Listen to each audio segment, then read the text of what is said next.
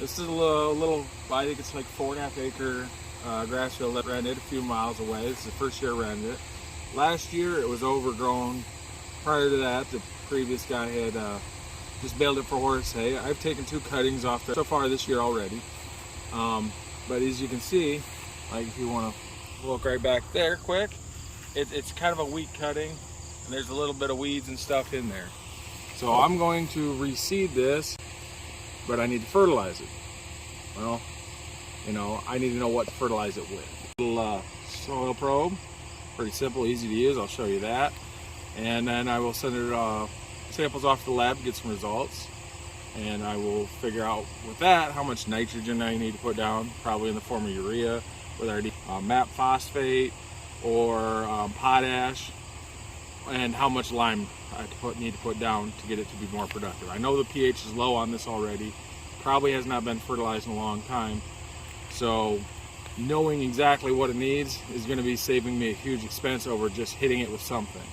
But the plan is to put it into a grass clover mix, which will be more productive hay for the cows, and just overall better quality, and probably almost double the yield next year. I'll get going here. You can see I got it cleaned up, starting to look like a hay field, so we did the 2 cuttings off from it. You can see that in other videos. And this is my little handy soil probe. It wasn't all that expensive, and just go right down in the ground like that. This ground's pretty hard. Push it in nice and straight. Ooh, very hard ground. Give it a little twist, bring it up. There's my soil sample. That's about the length I want in there. I don't need to measure much deeper. And I'm just gonna go through this in several areas and kind of get an even sample all the way across the field. Local co-ops will come out and do this for you. I like to do it myself, mail it out to an independent lab, get real accurate numbers, and then I can take it from there. So I'm gonna get after it.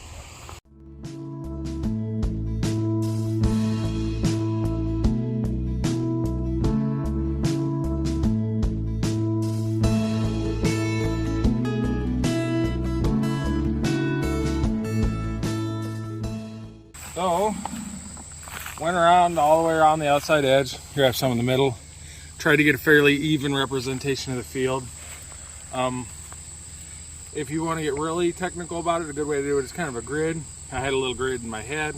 Not perfect, but a pretty accurate sample. A little bit all the way around the field. If it was wetter, which would have made the probe go in a lot easier, I'd need to dry this out. Best way to do that is just spread it out somewhere dry. A piece of cardboard works real well. This is pretty crumbly. For Iowa, it's not the greatest dirt. There's a little bit of sand, but it's still a pretty productive piece of dirt, or could be.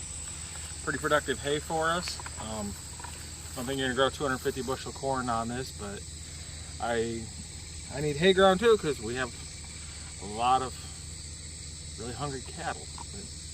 You should mention that we're always looking for more land to rent in eastern Iowa.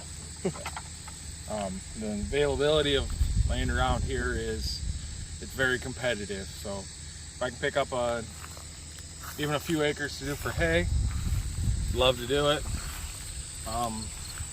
Hay, corn, pasture if it's close enough?